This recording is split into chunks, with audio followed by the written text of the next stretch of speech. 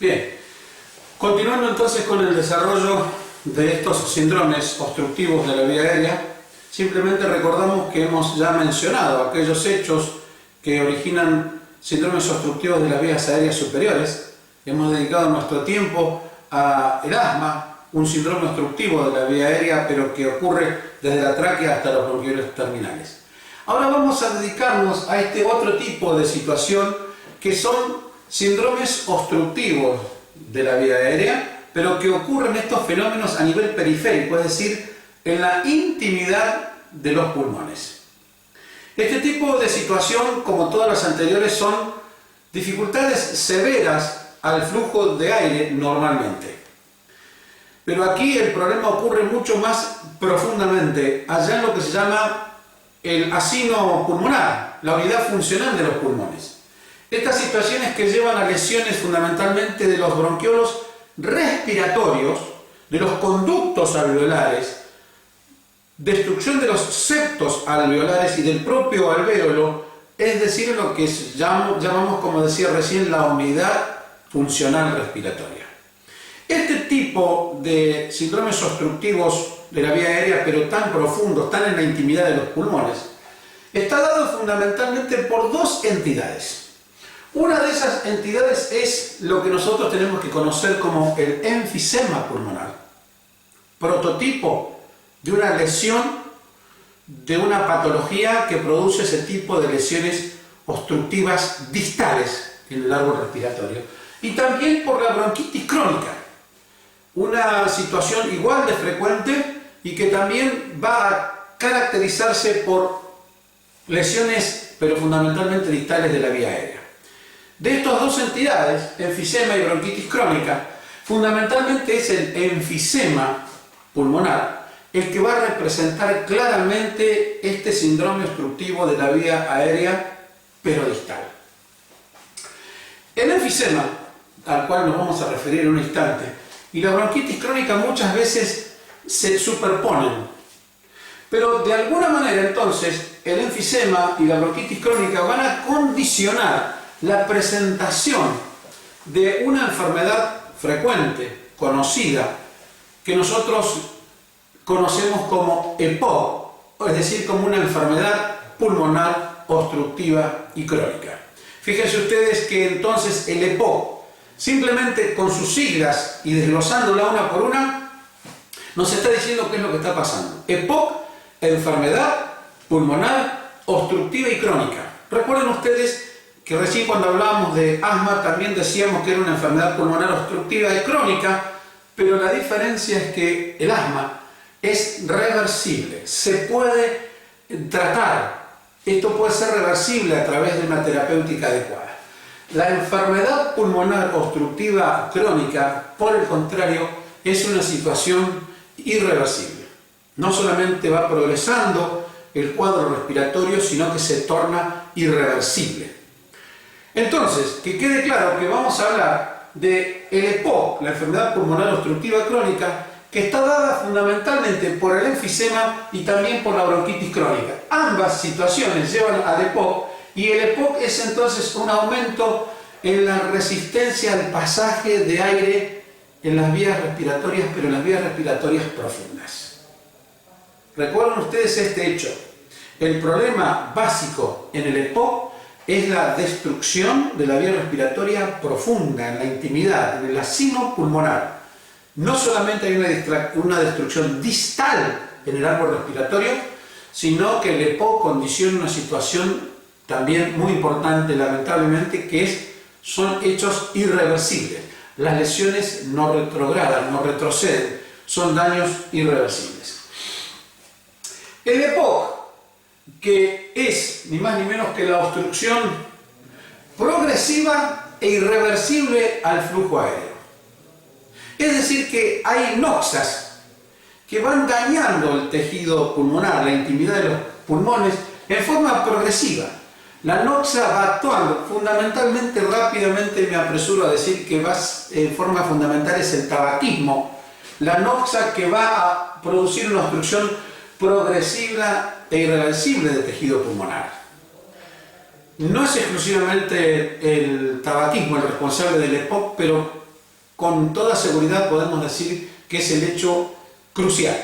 Prácticamente, como vamos a ver, casi no existe un enfisematoso que no haya tenido antecedentes o que no sea un tabaquista. Entonces, el EPOC, concretamente el enfisema, es una obstrucción progresiva e irreversible al flujo aéreo y que predomina en la expiración. Es decir, es un problema en ambos ciclos respiratorios. Durante la inspiración hay dificultad al flujo aéreo, pero la dificultad es mayor en la expiración. Esto origina un individuo que tiene dificultad para respirar o disnea, pero fundamentalmente tiene una dificultad expiratoria. Si el paciente tiene dificultad para entrar en el aire y tiene todavía más dificultad para expulsarlo en la expiración. Fíjense ustedes que tan es así que el individuo prácticamente termina siendo un gran atrapador de aire. Ingresa con dificultad, pero el mayor problema es la expiración. Hay como una especie de balance positivo. El paciente va incorporando aire y lo va atrapando. Rápidamente eso se va a demostrar por un hallazgo muy clásico en el examen físico, que es un tórax con atrapamiento aéreo, como si estuviera en una inspiración permanente. Eso se llama, como vamos a ver en un ratito, tórax en tonel. Ahí decimos entonces, en el enfisema, una obstrucción progresiva e irreversible al flujo de aire y que predomina en la expiración. Fíjense ustedes que acá dice que es una enfermedad frecuente y prevenible. Sí, ya lo creo. Es una enfermedad frecuente. Es la cuarta causa de muerte a nivel mundial. Es una entidad frecuente. El EPOC, fundamentalmente el enfisematoso. Y es prevenible. Aunque sea tan frecuente, puede ser prevenible simplemente, uno diría, con el hecho de que los individuos no fumasen. Se caracterizan por síntomas respiratorios, por supuesto, dificultad en el flujo aéreo, con más dificultad expiratoria, como acabamos de mencionar. Y esta enfermedad va a originar, y yo lo reitero hasta el cansancio, va a originar los daños fundamentalmente a nivel distal al bronquiolo terminal, es decir, en los bronquiolos respiratorios, los conductos alveolares y los propios alvéolos. Esta situación de enfisema o de EPOC va a llevar a una progresiva, irreversible limitación en la mecánica respiratoria por la fibrosis y estrechamiento de las vías aéreas. Vamos a explicar la fisiopatogenia. Yo les acabo de mencionar lo importante que es que tengamos en claro por qué suceden los hechos. ¿Qué es lo que pasa con el enfisema?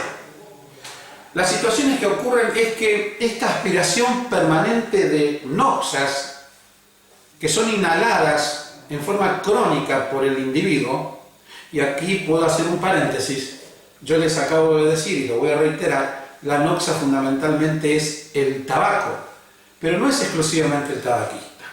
También puede ocurrir este ingreso, esta aspiración de sustancias nocivas, por ejemplo, en una contaminación ambiental permanente, donde el individuo se ve obligado a aspirar sustancias tóxicas. Hay algunos individuos que, por realizar su actividad laboral o profesional en ambientes claramente contaminados, con una polución ambiental notoria, van aspirando esas sustancias, y ya sea por el tabaquismo, la nicotina y los radicales libres de oxígeno que ingresan a través del tabaquismo, o por estas otras situaciones que yo les acabo de mencionar, el resultado va a ser siempre el mismo. ¿Qué es lo que termina ocurriendo clásicamente con el tabaquismo? Nosotros tenemos que tener en claro la fisiopatogenia entonces.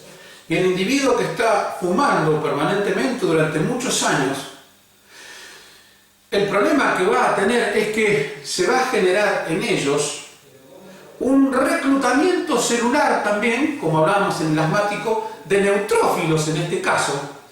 Pero en esta situación puntual del enfisematoso y del tabaquista, lo que ocurre es que el reclutamiento es fundamentalmente a base de neutrófilos, pero neutrófilos productores de la proteína que va a terminar dañando el tejido pulmonar.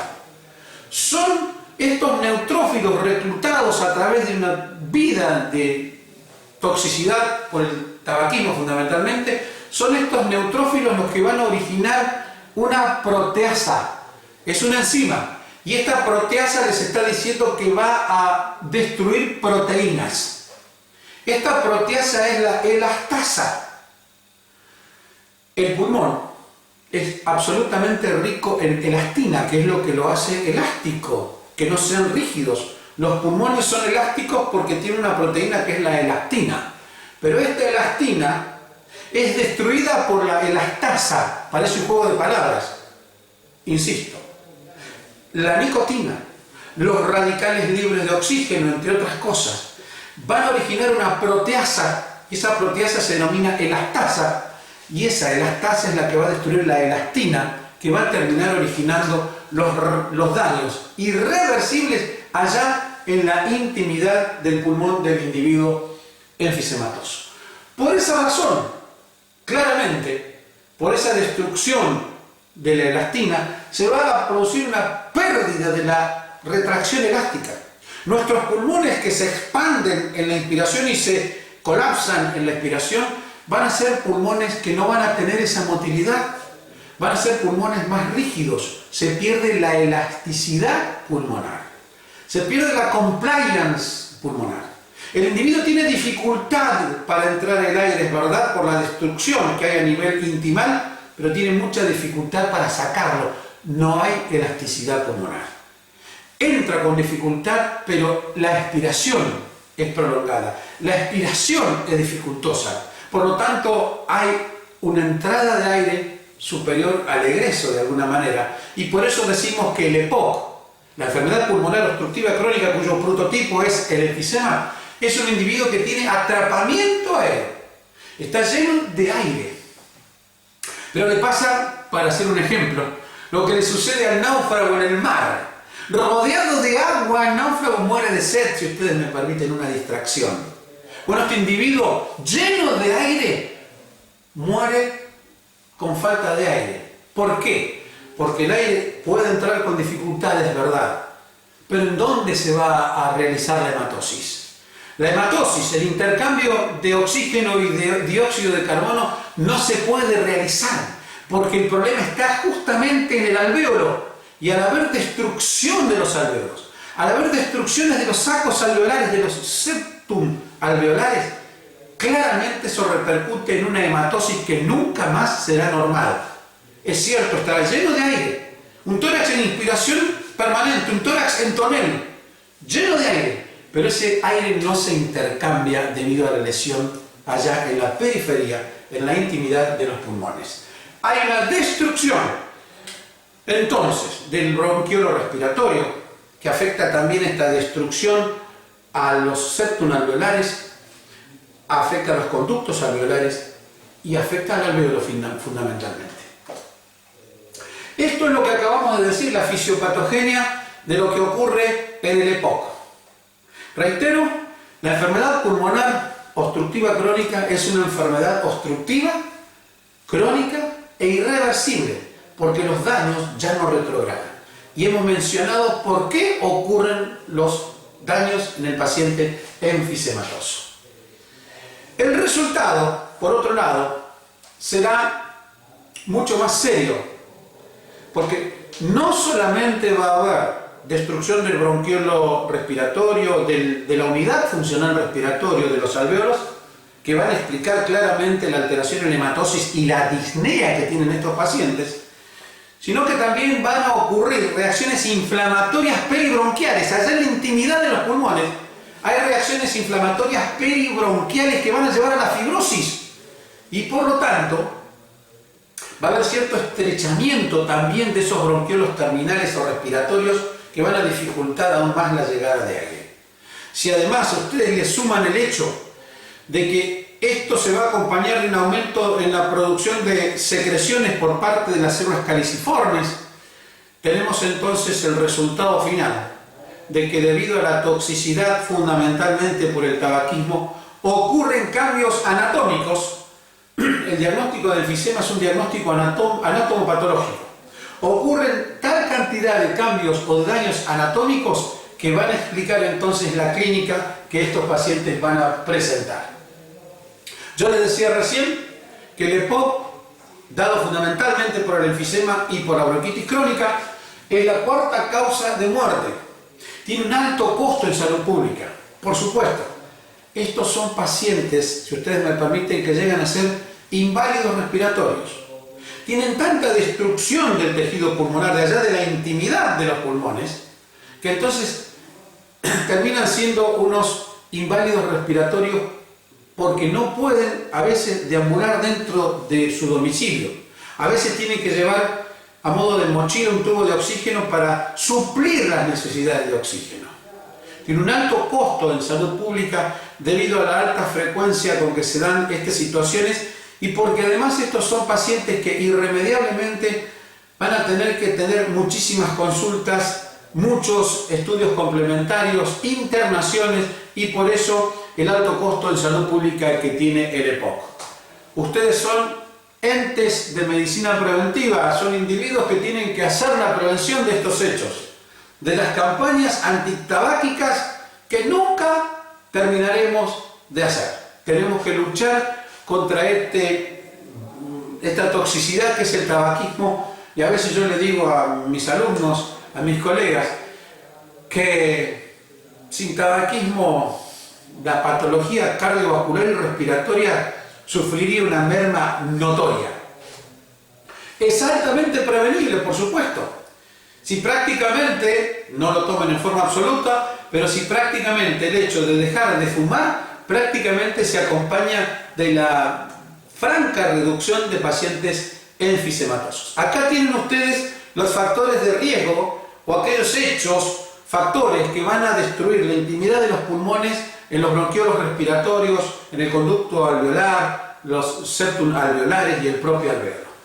La edad, por supuesto, a medida que más años se tenga de fumar, peor va a ser esta situación, pero no solamente el tabaquismo, el humo, la contaminación ambiental, estas neumoconiosis, que es un capítulo muy interesante en la semiología respiratoria. Yo les recomiendo que ustedes estudien neumoconiosis, que son aquellas situaciones en donde el individuo tiene que desarrollar su vida, su tarea, su actividad laboral en un medio contaminado, y ese aspirar de sustancias de todo tipo van a originar la silicosis, antracosis, bagasosis, beriliosis, en fin, toda una serie de actividades profesionales que hace que el individuo en el medio donde se mueve, los mineros, los que trabajan con el sílice, con el ladrillo, con la arena, bueno, esas tareas donde el individuo se mueve en un medio altamente contaminado, esas partículas van a ir siendo aspiradas por el individuo y el daño termina siendo el mismo. EPOC, pero en este caso por estas neumoconiosis que les acabo de mencionar.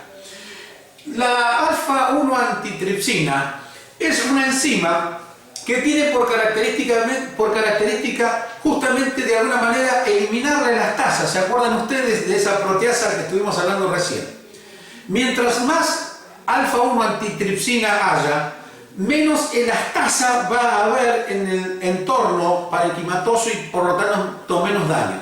El déficit entonces de alfa-1 antitripsina favorece esta elastasa y la destrucción de la elastina como causa final del EPOC. Y por supuesto, lo hemos puesto el último, pero claramente queda expuesto, que es el tabaquismo, el factor de riesgo número 1, y acá están las explicaciones. Fíjense ustedes que el factor de riesgo más importante, que es el tabaquismo, el 15% de los tabaquistas tienen un EPOC significativo, pero esto es más importante, el 90% de los EPOC tienen relación con el tabaquismo.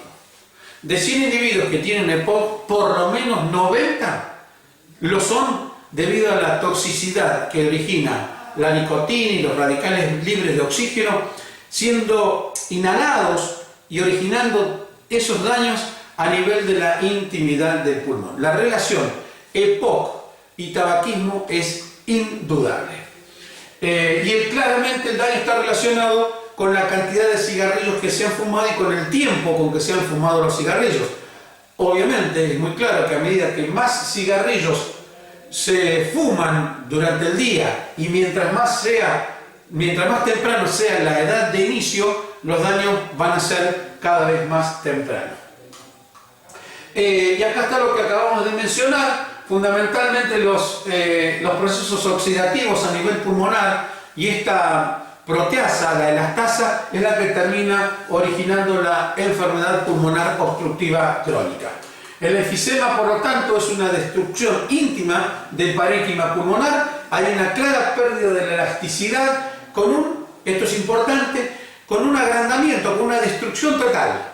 Hay destrucción del asino pulmonar, agrandamiento de los espacios distales del árbol pulmonar, que ya lo hemos mencionado reiteradas veces, es irreversible.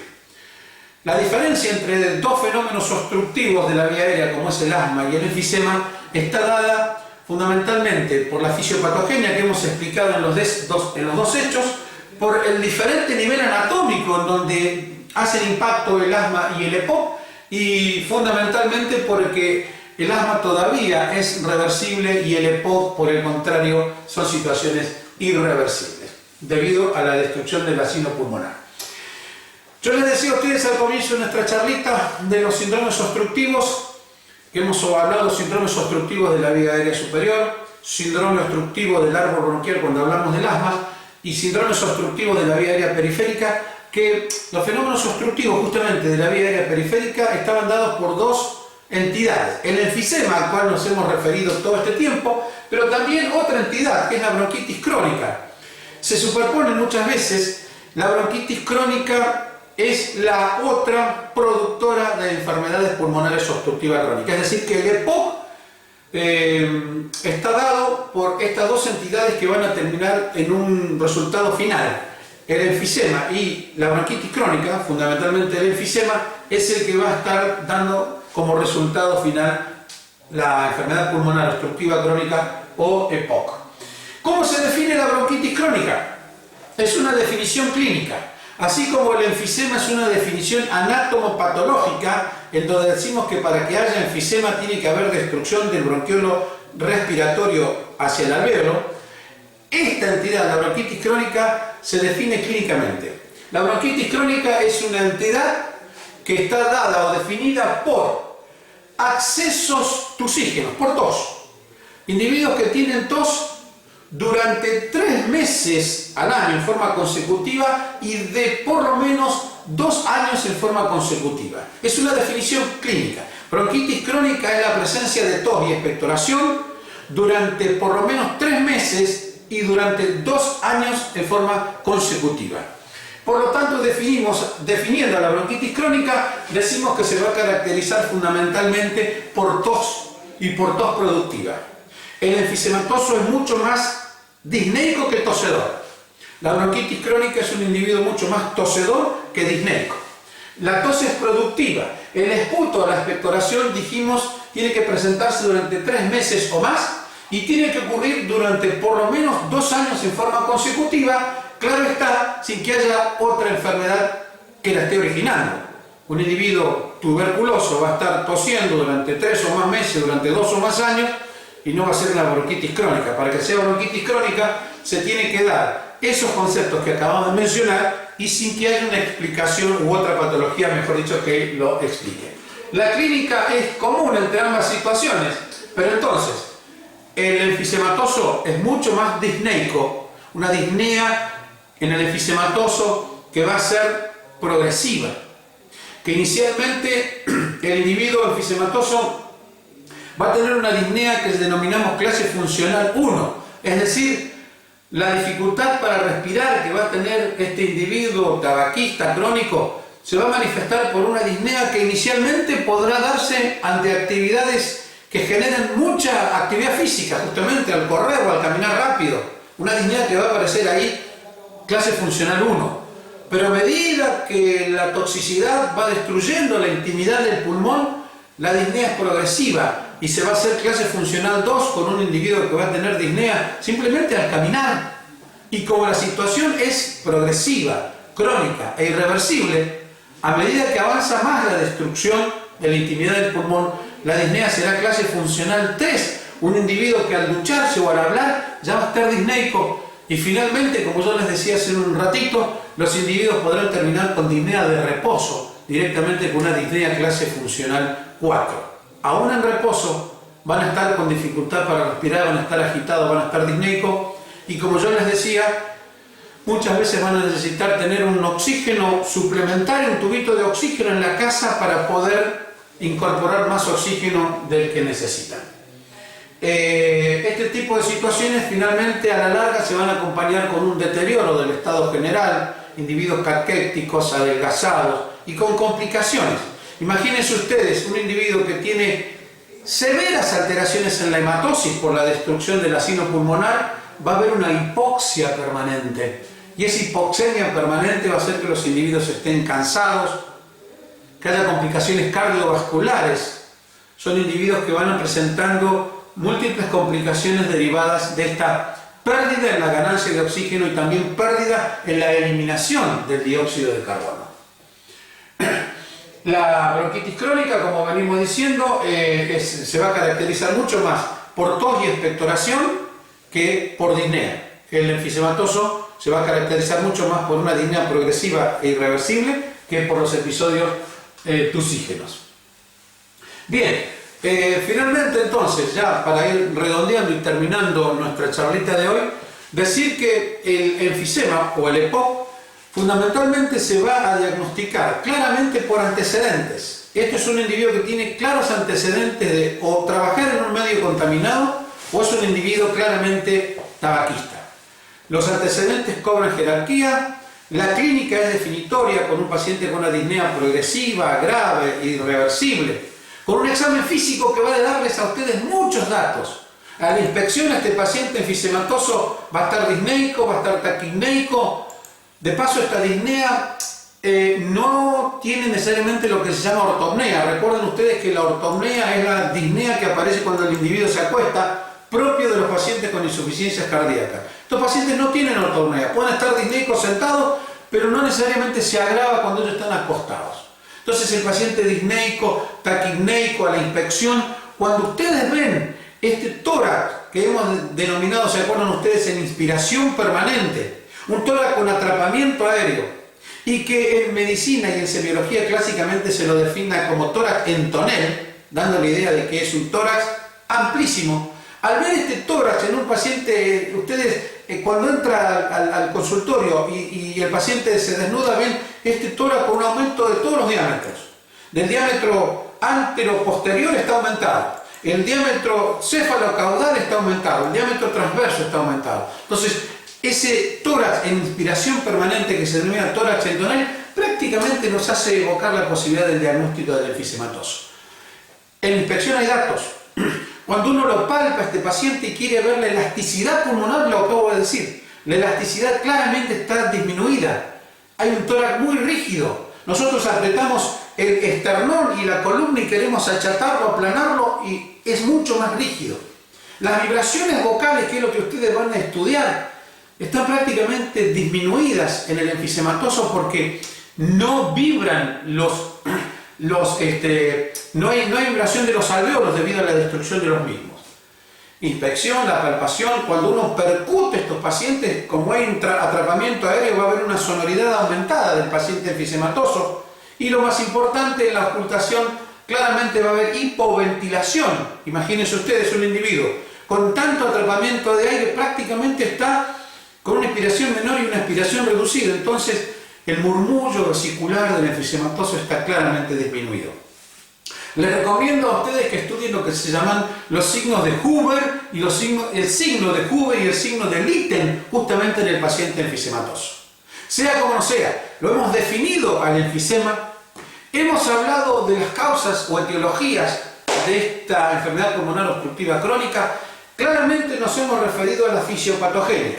Hemos también mencionado cuáles son los hallazgos clínicos, es decir, la clínica, las manifestaciones sintomáticas de estos pacientes, los hallazgos del examen físico y finalmente entonces lo que nosotros llamamos métodos complementarios que vienen en nuestra ayuda. Una vez más, en estos pacientes que ustedes van a ver en su consultorio o en la guardia, tendrán que pedir, cuando no, un laboratorio, análisis de sangre, donde pedirán el hemograma siempre, la gasometría, siempre para saber cómo están los gases en sangre, tanto el oxígeno como el dióxido de carbono, y la radiografía de tórax, que es un estudio complementario sencillo, incruento, económico, que se lo puede repetir todas las veces y que deja una muy importante y decisiva información en cuanto a los pacientes enfisematosos. En ese sentido, el doctor Marcelo Cabrini les va a decir a ustedes los hallazgos radiológicos del enfisema y los hallazgos de la tomografía de tórax justamente en esta entidad que nos ha tocado tratar esta tarde.